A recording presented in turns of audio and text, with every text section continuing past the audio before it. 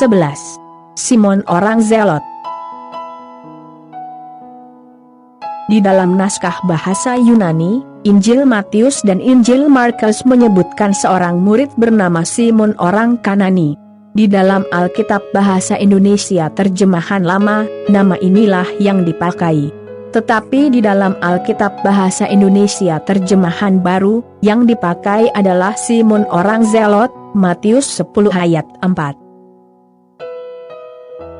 Sedangkan dalam naskah bahasa Yunani Injil Lukas dan Kisah Para Rasul juga ditulis oleh Lukas, disebut Simon orang Zelot, sebagaimana di Alkitab bahasa Indonesia terjemahan baru.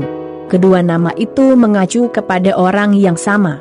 Zelotes adalah kata Yunani yang artinya orang yang penuh semangat. Sedangkan Kanani berasal dari kata Aram, Kanaah, yang juga berarti orang yang penuh semangat.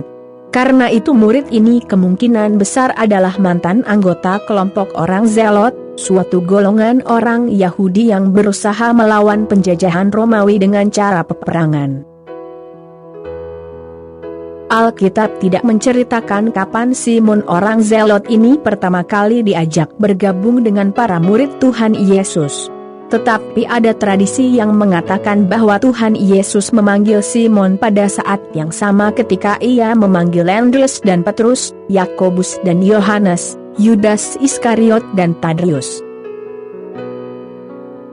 Nikeforus dari Konstantinopel, 758–828 Masehi, seorang penulis dan rohaniwan Kristen, menulis, Simon, yang lahir di Kana, Galilea yang juga disebut orang Zelot, setelah menerima Roh Kudus dari surga, mengadakan perjalanan ke Mesir dan Afrika, lalu Mauretania dan Libya, untuk memberitakan Injil.